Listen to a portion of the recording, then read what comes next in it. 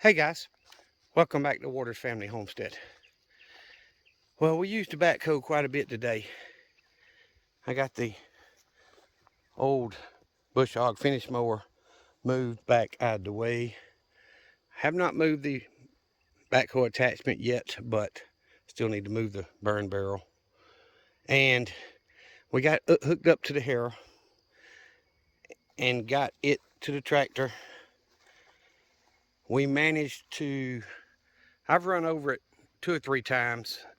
It really needs bottom plowing, but I'm just going to try to continue harrowing a little bit each day when I come home and the weather's, it's not soaking wet and I've got time. I'll get on it and just run it for 10 or 15 minutes until I get this harrowed up pretty good. It's about half the size of what the garden used to be, but that's good nitrogen rich soil. It's just kind of hard because of the ground that I have, but um, I'm working on it.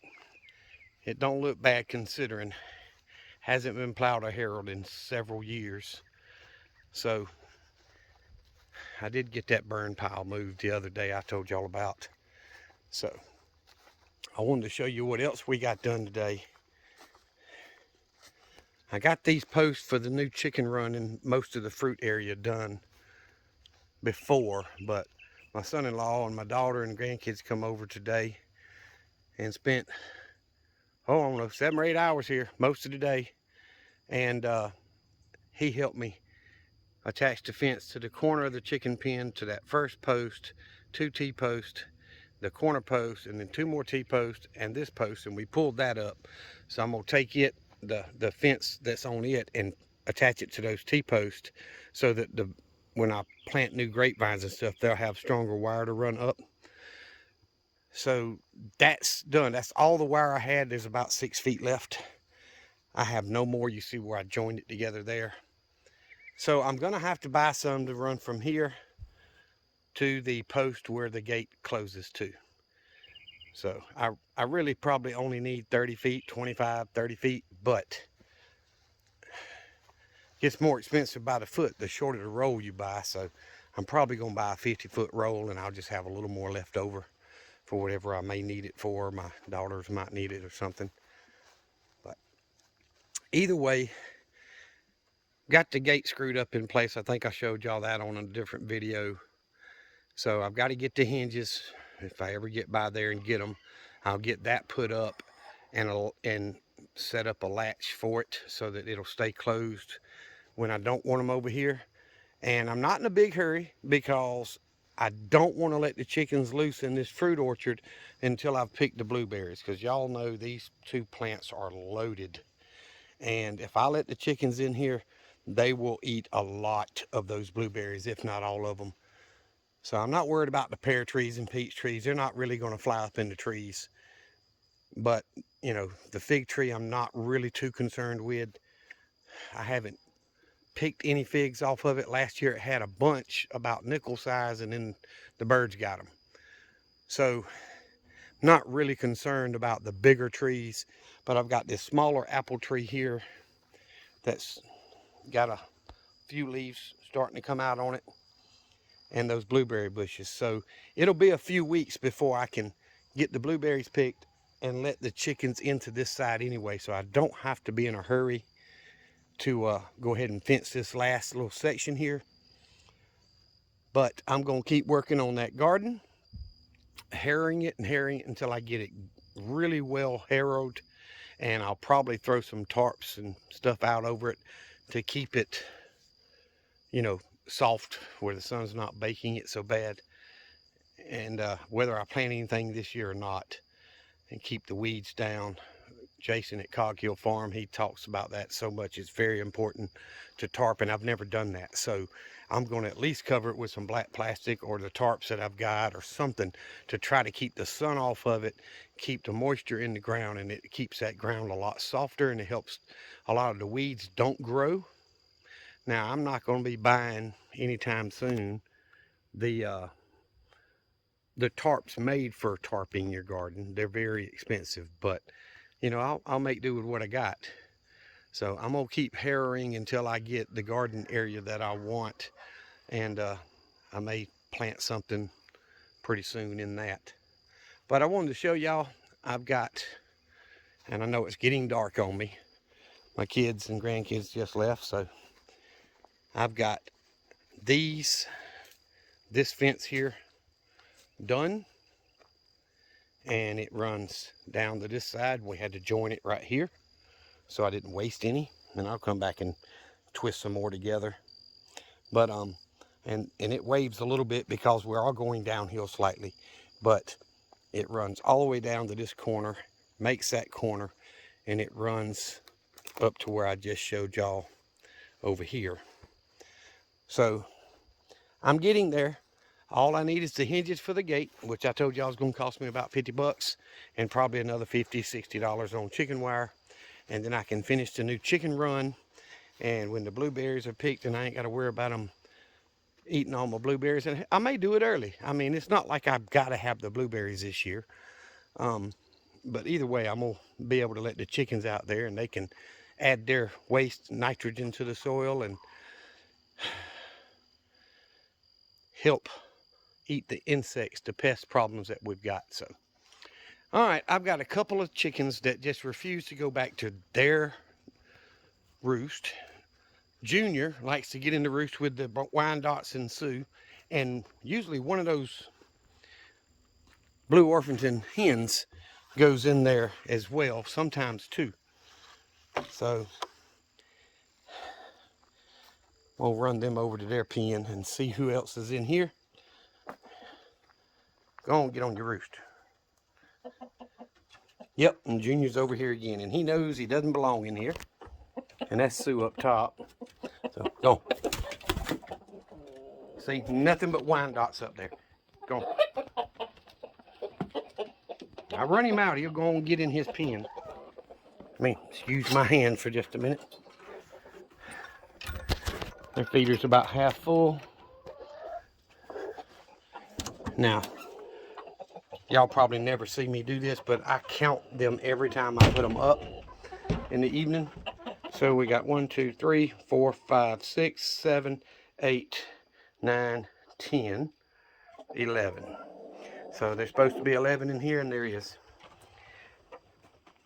Now, the one thing I want to tell y'all, though, the last couple of days, the egg count's been really low, 7, 8, 9. You know, today, best egg laying day with these 16 hens I've ever had. I got 14 eggs today. 14 out of 16 hens. So I'm getting close to that 16 that I hope I'll get there as summer kicks in a little bit more. But I just wanted to share that with y'all. Had a really good egg laying day today. And when I checked this morning, when I let them out, I say morning, it was 10 o'clock. When I let them out, there was already 7 eggs in there. So 5 in the middle pen, the Wyandotte pen, and a couple in this last pen. But ended up with 14 today, which is awesome to have 16 hens and get 14 eggs. So I wish I'd get a lot more of those days. Eggs are backing up on me in the house. I usually wait till Monday or Tuesday and see if anybody at work, you know, orders more eggs, and I'll take them. And if not, I will crack those and mix them and put them in 1 and 2 dozen per Ziploc bag and put them in the freezer. You know, I mean, if you're cooking for, you know, a whole family, like my daughters and my grandkids and all that, we're going to go through a dozen eggs, no problem cooking breakfast for everybody. Or when the guys come down, I cook a couple of 3 dozen sometimes, you know, if there's 5 or 6 or 7 of us down here. So it's not a problem with putting a dozen in a quart Ziploc bag, and then doing some of those bags in 2 dozen, and that fills it up. So that's just one way to save eggs for down the road. And you know, I don't have to worry about putting mineral oil on them to store them in the cabinets and all that, which I do that sometimes. But right now I'm in prime egg laying time of the year, so I don't really need to store any right now. I need to wait till fall when their egg production starts dropping off. That's when I'll start mineral oiling some and putting them in in the cabinet so that they'll last all through fall, winter, and early spring until they go back to full laying mode. So anyway, just thought I'd share that with y'all. I got to get my lawnmower moved. I'm gonna move it back to this side over here, and I got to get that metal moved up there, and I'm gonna park the backhoe on that end. It's easier for me to get in and out from the other side. It just makes sense. And once I get these 2x6s and stuff taken care of, I'll be able to park my old tractor over there as well. So just kind of makes sense. The old tractor could probably come on this side, but with that bucket on the front of that tractor and usually some type of implement behind it, it's easier to get in and out on the bigger side over there. So anyway, I'm gonna get off here. It's getting dark on me. I know on camera it does not look like. It's way lighter on camera than it actually is here, but we got just a few minutes of rain today. My weather out this morning said 5% chance today, and up until this morning it's been saying we're gonna rain Sunday.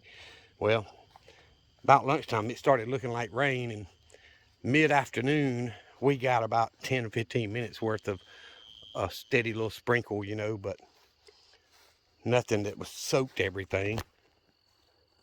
But either way, I'm not going to complain about the water. There's certain times of the year that we just flat need it, and we're getting into that time of the year, so I'll take it.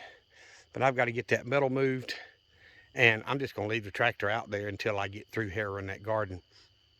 And hopefully this week after work I'll be able to get out there and get it harrowed and plant something if I decide I want to plant something this year. So I appreciate y'all watching the videos. If you have not done so, please subscribe to the channel.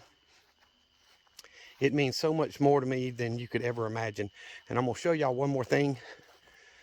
The hole we dug up here for Sparky to get his cable off of that tree, it is off the tree. We stood a 17-foot telephone pole up in that hole, and it's about well, the hole was almost 4 feet deep, but of course some caved in as we were putting the pole in. So it's about 3 feet or so in the ground. And we used a tractor, the bucket on the tractor, to pick up one end. We got it laid up on the edge of the hole, and then I picked it up and we tied a rope to the bucket so that it wouldn't fall off, and just stood it up until it fell down into the hole. So it's doing pretty well. We packed it, but of course you never can pack it enough. We ended up driving a 2x4 in this side and the other side with the sledgehammer. But it's doing well. It's holding his cable up. Oh, I would venture to say it's about close to 14 feet up. There is the cable, if you can see, is about a foot or less from the very top of that pole. And like I say, this pole was 17 feet, it's 3 in the ground, so it's about 14, so the wire's about 13 feet high.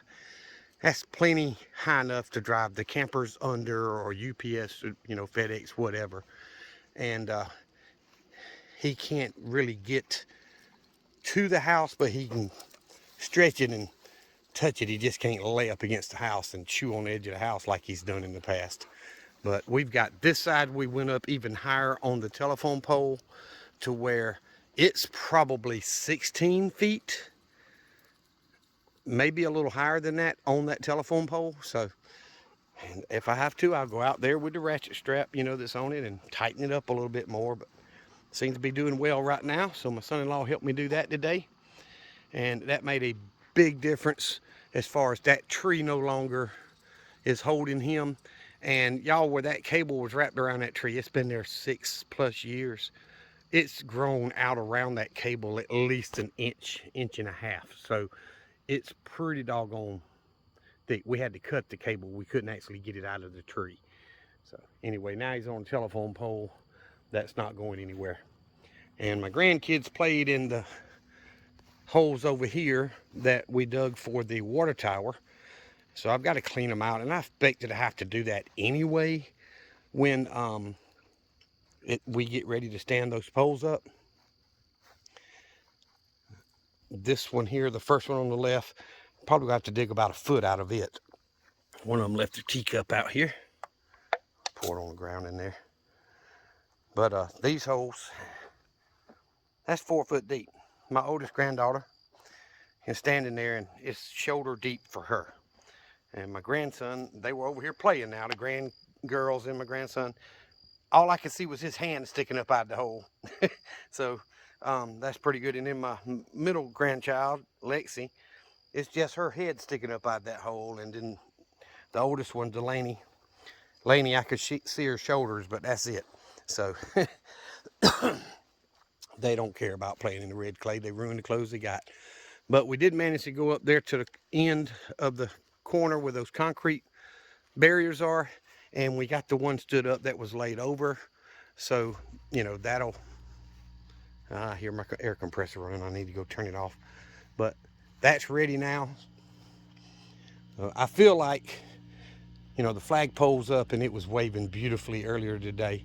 But I feel like we got a lot done on the homestead these last 2 or 3 days. Let me open this dumpster and throw that cup away. But there's still a lot left to do, guys. And any of you that are on a homestead or on a mini farm, whatever you want to call your place, you know the chores never end. So I've still got a lot to do, and I appreciate the help my son-in-law gave me today. I could not have put up that wire all the way around that by myself in this one afternoon that him and I worked on it. And we still had family time. We still ate supper. The girls cooked cakes because my grandson's birthday is Thursday. He's turning 3. The one that's named after me. So things are, you know, we still spend a lot of family time together, and we ate together, and we sat in there and we played cards for an hour or so, you know, just to enjoy each other's time. And as usual, I lost, but you know, I wasn't last this time, which is thank goodness.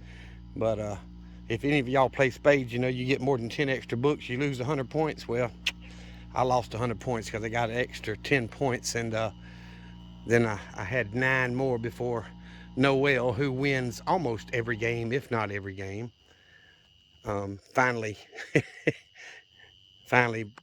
broke the barrier and ended the game. So anywho, we had a ball, y'all. I mean, I enjoy my kids coming over all the time. I hope you do too. Amongst all your prepping and being prepared and doing stuff, don't forget the most important reason why we do anything is for our family. And my family is more important to me than anything else in this world. I don't prep for me. I could die tomorrow. It's not, I know where I'm going. I'm not worried about it. But I prep for my kids and my grandkids. And don't forget the point of why you do what you do. That's the important thing. So I love y'all. I appreciate y'all watching the videos. If you have not subscribed, please subscribe to the channel. It helps me grow so much. Don't forget to hit the thumbs up. If you enjoy the videos, hit the thumbs up button so that YouTube and Rumble will suggest it to more people. Thank y'all for watching. Once again, remember what I always tell you. Jesus loves you, and so do I. Y'all be safe. Be prepared.